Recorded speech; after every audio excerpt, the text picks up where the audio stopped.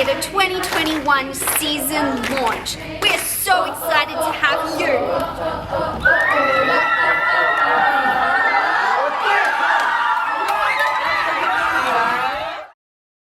We're so excited because Alabaster Theatre is teaming up with Good News Company on a Sunday night to celebrate Resurrection Sunday. We are doing a dramatised sermon, and this sermon is called Take a Seat. The concept is taken straight out of Psalm 23, where David says, "You prepare a table for me in the presence of my enemies." And so we have our leading lady, Shayla, whose name is Haley, and she takes a seat at this table that David talks about, surrounded by her enemies. And these are not actual people, they're things that we face in life. And so as Haley sits at this table, there's a feast that's in front of her. And because it's Easter, we wanted to see and play with the idea of the feast being communion. So it's a really beautiful piece, and Pastor Kieran is going to be unpacking the word around that. Why don't you tell us a little bit about the characters, the enemies around the table, Shay? Yeah, sure. Well, as you said, I'm playing Haley, and essentially you get to see the insides of my mind. So we have like characters like shame. Should I be doing this? Should I not be doing this? Do you really believe in that whole thing? Which he goes into doubt as well, like doubting your faith a lot, doubting yourself, which is another character, funnily enough, self. Is like, we get to play the mirror game, which is very fun, but also a bit weird. So there's a character that literally plays Haley's very reactive self, the most selfish part of you in your brain. So some of those characters are very interesting and will come to life on stage. Very fun. Fun's not the right word, but very interesting to like react with. Yeah, so we really hope that you can join us this Easter.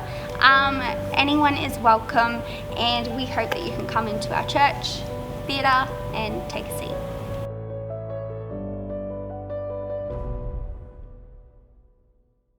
We are really excited because in 2021, Alabaster Theatre is launching a storytellers conference. Jesus was the greatest storyteller. We still tell his stories today.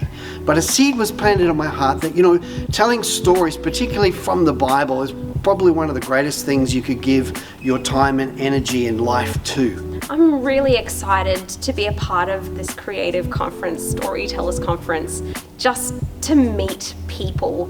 I think I love meeting people who have a passion for Jesus as well as a passion for creative arts. Maybe you're wondering what that is. Well, I wanted to share with you that I have a heart to equip and empower and inspire preachers, performers, producers who have this desire to tell stories. 1975, I was 11 years old, and my brother and I, we were at home by ourselves, home alone, and we'd already smashed Mum's favourite vase and hid it under the bed, and we proceeded to feed the dog snotty tissues and had clogged its digestive system up. And then we proceeded to turn on the telly. Back in those days, you only had 4 channels to choose from, so we flicked it on, and here's this unusual program. It was called Godspell. It was a movie. Here was this portrayal of what was the Gospel of Matthew in a very creative way. But not just any stories. We want to tell stories that have a lasting impact.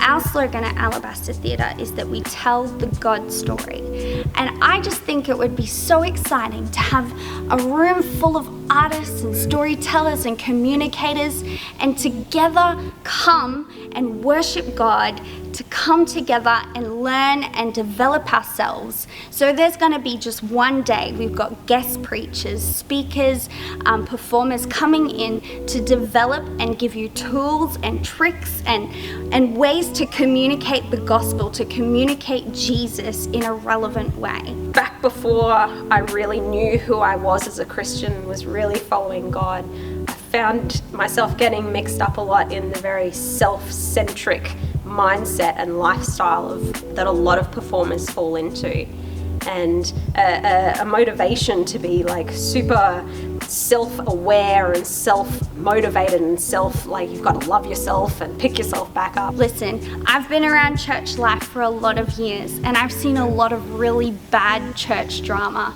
So I have a heart and a desire to see stories come back to life on the stage, come back to life on the camera, come back to life, and it starts with you. We have the most epic story, the gospel, and to tell it in a lazy, non-creative way, I think is a great crime. And so come to this conference where there's a whole lot of people who are like-hearted, like-minded, like-spirited, who want to tell truthful, meaningful stories in a creative, meaningful way. But God had a lot of work to do in my life to show me that it was actually He who had the plan for my life, and He had opportunities lined up that I couldn't even imagine. And I will never be able to put into words the amount of joy that I get from presenting the God story, from telling people about Christ and doing that through my God-given gifts. You are the storyteller, and we want to help you and equip you and encourage you to be the best storyteller that you can be. So why don't you register for Storytellers Conference? We can't wait to host you. And come and be inspired as we talk and as we challenge one another to be great storytellers. I'll see you there. I can't wait to meet you at Storytellers Conference. We're really excited to be bringing a piece this Mother's Day that honors some of the great mothers of the faith. We're telling the story of three mothers, Jochebed, Hannah, and Mary. And the thing that these three women had in common is they all had great courage and trusted God with their children. And at some point, they all had to learn to let go of their kids in order to see them reach their God destiny. And I think that it can be one of the hardest things as a mother. I'm a mother, Ruth is a mother, Gabe is a father. I think that it can be one of the most hardest things to actually trust God and let go of your child into the destiny and the call of God.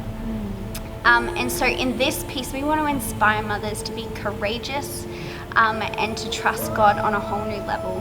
But we're not just telling the story, we're using two really entertaining ways to tell it. We're going to be using both contemporary dance and we're going to be using fight choreography because they lived in a time of great tension, and in order for them to let go of their kids, it was around very, very tricky times. So I'm just gonna let Ruth and then Gabe share a little bit of what the piece might look like and a bit of the story. Yeah, so we've very exciting to be using contemporary dance in this piece. It's very emotionally charged when you have the story of a mother letting go and giving up her child, even though there was three very different ways of doing that. And sometimes we can feel a bit detached when we're reading the words or hearing the story. So when you add in the elements of music and dance and lighting, and you're hopefully we're bringing some of that that emotion back of what it might have felt like, and hopefully just inspiring some of the reality of what it was like to be in that time and space. And even just the other day when I was writing some of the piece for Hannah, it even touches on the theme of infertility. Hannah cries out to God because she can't have a son, and when you cried out for something so long and then God gives it to you, you almost want to hold it so tightly, it's so hard to let go. But even in that promise of having a son, she had to learn to let go and give her son to God. And I actually was just in my office and I was bawling my eyes out as I was preparing it. So I believe there's an anointing on this piece, and I hope that you too will bawl your eyes out when you watch it. But Gabe's going to talk about the less bawling eye moments of it. So part of the reason we add conflict in the form of violence, there's a very beautiful moment when you put a character's life on the line, when you really see their true colors and what they really stand for and what they are really willing to sacrifice. And so adding a fight scene into it not only allows us to show the barbaric and violent times they lived in, but also the conflict that people would feel inside at it. This is just a manifestation of it on the outside of what people would be feeling in this situation. Yeah. And so it's a great way to add to the story. Yeah, so much emotion through the dance and through that those pinnacle conflict moments in a story. Yeah. And the last thing I'll say about this piece that I'm really excited about is we are all the behind the scenes people. Like often we're directing or we're writing or we're choreographing, but in this piece we're actually getting the pros to be performers. I'm really excited about this piece because we've got these guys actually performing, and it's going to be amazing. So we hope that you can bring your mom, bring your sister, bring yourself, and be blessed by these incredible stories. Yeah. Rehearsals have begun at Alabaster Theatre Academy. We are working on a brand new original musical called Giant Slayer. This is a little bit of a mix of David and Goliath meets Jack and the Beanstalk with, of course, an Alabaster flair. We're really excited about this one. We're dealing with the topic of fear and how to overcome that fear. So we have a very unlikely hero called Jack, and we're going to follow his adventures and follow his journey from a boy who no one believes in to someone who's been equipped and empowered and anointed to overcome this great threat to people he loves. So we've got I think 60, we're up to 60 enrollments this year. And we have so far, we've just been loving working with our students, haven't we? It's so fun. We've got some great talent there, and really, really excited to work on that topic of overcoming anxiety and overcoming fear. And a lot of them have shown just such maturity in approaching that and approaching their lines and approaching their characters. So yeah, Ethan, did you want to? So I got the privilege of working with these cast members, and most of them are kids still, and it's amazing. These kids are the best I have probably ever seen on a set, and so it's amazing. I'm so keen to be working with these people, and I'm keen to have them put on a show for you guys. Yeah, and yeah. Awesome. And you reckon they'll be ready June 19th? Oh, absolutely. I have no doubt in my mind. Awesome. No doubts at all. They're pretty amazing kids. Yes. We love them. Love them to bits, and I'm really excited specifically because this musical is just, it's incorporating such a big topic. I feel like fear is so universal. Yeah. We've all at some point experienced fear in our lives, or just being really scared. And often I feel like we don't know how to deal with that. Well, in this musical we kind of go through that it's not actually, fear actually doesn't have any power over us. It's only when we give it power. And so when you actually start to believe and have faith in our Father, because we're children of God, and so when we have faith in our Father, then fear just doesn't have that power or hold over us anymore. And I think that's such an amazing topic to be bringing out, especially with kids, because they go through so much stuff. In those years you go through, it changes constantly. So I think it's really cool that we get to bring out that, and the fact that Jack is he's the little guy. He's a little guy. Doesn't need to be that strong, powerful, buff dude who's gonna go fight the giant. Yeah. God will use the most unlikely people, and I think that's amazing. Not necessarily the giant to fight the giant. Yeah. We want the little boy. Faith in a great God. Yeah, so this concept came out of all of the fear that our world experienced last year, and I just really wanted to address that and just explore that a little bit with our students and make sure they have a foundation of knowing that they can overcome fear. It doesn't have to be something that they're ever a slave to. So yeah, we're really excited. June 19th, Giant Slayer. Also a little bit of excitement at our academy this year. We have introduced some stage combat classes with our fight director, Gabe, and there'll be a little bit of fight scene on the stage, which is so exciting. So we look forward to bringing that to you in June. Our next show that we are preparing for at the Academy is our end of year showcase, which is in October. And this showcase will be called Found, which will be the untold stories from Wonderland. And we have our lead with us here today. The lovely Phoebe is playing Alice. So how did you feel when you found out that you got the role of Alice? Obviously I was very, very excited. Yeah, I just was very honoured and very happy and just felt great. Oh, that's great. And it looked like a pretty fun photo shoot out there earlier today. Yes. Had some props to use. Yeah, it was so cool because we just used so many different bits. There was a teacup and a book, and it was just awesome. It was great to do it. So yeah, the acting begins. Yes. Yes. So our showcase is an opportunity for all of our students to get on the stage and just show what they've been learning throughout the year. This year it's especially exciting because we've begun dance classes here at the Academy as well as our stage combat. So Phoebe is one of our triple threats. She's a dancer as well as singer and actor. So that'll be exciting to incorporate a lot more dance this year. And we have a fight scene which will be quite, well, will it be epic? I think it will. I think we've got the numbers there.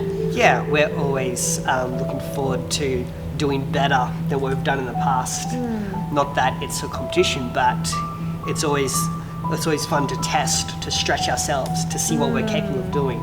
Yeah. And so this will be the first production we actually have this amount of people in the same fight scene. And so what's going to be really crazy about it is that a lot of the people that are involved in it have got no background in martial arts or fighting before. So I'm really impressed with how far they've come, and I'm super confident that they will be at performance level when the time is needed. And so it is looking so good so far. So yeah, they're all thoroughly enjoying it, and it's looking really good. Yes, they are. Yeah, awesome. So yeah, we look forward to presenting that showcase to you in October, the untold stories from Wonderland, some familiar characters and maybe some unfamiliar stories. Yeah. So come join us.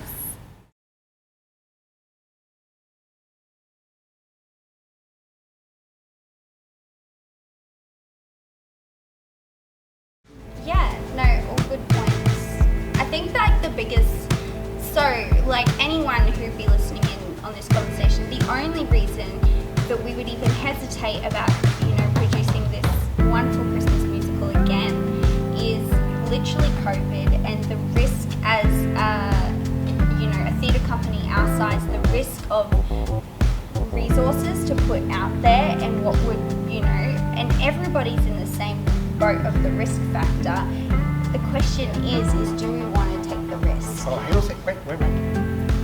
Right now, there's someone watching. You're a businessman, and you have $100,000. You want to donate it. What's call the number that appears on the screen. It's right here. So I think I want to throw it. All the people sitting on these couches are the people it affects the most, because you're the ones sowing your time, energy, resources into this beautiful story. I believe that we could pick ourselves up if we ever had to cancel it, because the thing is you can't postpone Christmas. Any other show you can postpone. Nobody wants to know the Christmas story in January. So there will be that risk. But I guess in the light of that, are you guys willing to risk it? Yes. Yeah, I think so. Yeah. And for every $1,000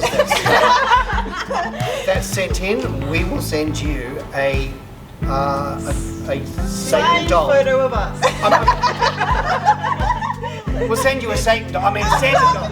A Santa doll. Edit that out. I was just going to say a photo of one of us doing a thumbs up. All right. We'll send you a candy cane. For $2,000, 2 candy canes. $3,000, 3 candy canes. Knows how to stop. I think as far as the story goes, I know that we were going to do it again in 2019, and we pulled a lot of the key cast together and said, do you guys want to do it again? And we had great feedback. Nearly the whole same cast came back. So these guys sitting around here, you guys are the brains behind it. You're the pushing power, we have vocal director, we have fight choreographer, dance choreographer. Shay doesn't yet know her responsibility, but she'll have a lot. But it'll be crippling. And we obviously have the crazy wise man, but so much more than that, the bad dad joker. And we have Essie, who is our production manager, and we have Leanne, who takes care of all of our props, and she does an incredible job and is so much more as well, just a big support. So you guys, I just want to say a really big thank you, and on the 17th and the 18th of December, you should get yourself to the Logan Entertainment Centre, because we're going to be doing Mosaic. So good. Surprise! Yeah, look, and the only other reason we wouldn't do it, apart from COVID, is that we don't have a life for 3 months before actually the performance starts. We'll have to work so hard to make it happen. Oh, right.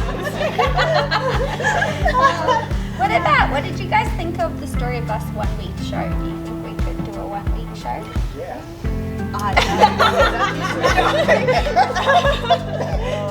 No, I don't. 2 weeks. No. Well, we are training. Like we've already training that. You've got your stage comer, and I've got dancers that we're already training. So. And if you've got the same cast, most of the key characters. I'm gonna say my opinion, no. Because I remember that show. It was a great show. But 1 week is a lot, and Mosaic is much bigger than the Story of Us. Like at least 3 weeks. When I say 1 week show, that's one rehearsal week. That's not what we don't mean we start. Okay, guys, the week before. But yeah, the work starts a long time before that. Yeah. But I mean, I'm cool. I'm open. That's good feedback. I just found the Story of Us 1 week rehearsal was good, but yeah, it's fun. I mean, we started going a bit crazy day 4, but there's got to be a way to balance out, because I think we did we do 6 weeks rehearsals? 8? Yes. 8? I think last time. And every time we do a show, we get it shorter and shorter to see if we can do it, and we do. I think Mosaic we did in 6 weeks. I think 6 weeks is a really good amount of time. We could do 5 weeks, but I think that we always want to do better than we did last time. So we have to give ourselves room to get better and to do a better job. And I think Mosaic has children in it, which get tired, and so we cater for them. And I think that we could add animals this time, like a real donkey. So anytime you're working with children or animals, the 2 things they say not to work with. give yourself a little bit of We just love working with them anyway. And I think the other thing is that we've talked about, you edit this out if you don't like it, but we want it to be a combination of the Christmas experience that we do in-house, as well as Mosaic, the Christmas musical. So to have an element of it that is the live carols, that part of Christmas that people... sparkly part. Yeah, the sparkly part, the pretty dresses, and, the great vocals, to have that element of it As the opener. where people can come and sing along and can come and, have that caroling experience, and then to go into the story. So that's obviously this team is going to carry that as well. So not only is there more work and less time. Yeah. No, there is more work and less time. There is a line on The Greatest Showman which I love, and I apply it in any Alabaster show, is he says, if you haven't been to the Barnum Circus lately, you haven't been to the Barnum Circus. And every time we do a show, we really want to give that new experience where we as artists have evolved, where we've developed ourselves and we've brought that to the table. So if you haven't seen Mosaic the musical lately, you seen Mosaic the musical. Plus, as you're saying, like as we build upon what we've already created in the past, Yeah. obviously that's going to require a bit more time as well because you're introducing new elements to it. Maybe some of the actors will be different as well. Well, this is kind of, there is new ideas for Mosaic, like the angel scene, you know, like the circus where there's the two long strips and people wind up. I want to get the angels, like, to incorporate that where they wrap them and they'll actually swing out into the audience. So the angels fly through, what is it called? Like aerial? Yeah, like aerial silks, and it's and having them actually. So can you just learn how to do that? That's it. So if you're into circus, like professional, come join this couch. Okay? That'd be great. That's just a little flavor. There'll probably be some more cool surprises in the show too. Cool. Well, guys, thanks for the chat. 17th and 18th of December. Yep. It's already The Christmas musical. the Christmas musical. And if we have 3 businessmen supporting us, we can actually have animatronic angels and that kind of stuff. We could have business women supporting us as well. Yeah, that too. Well, we don't.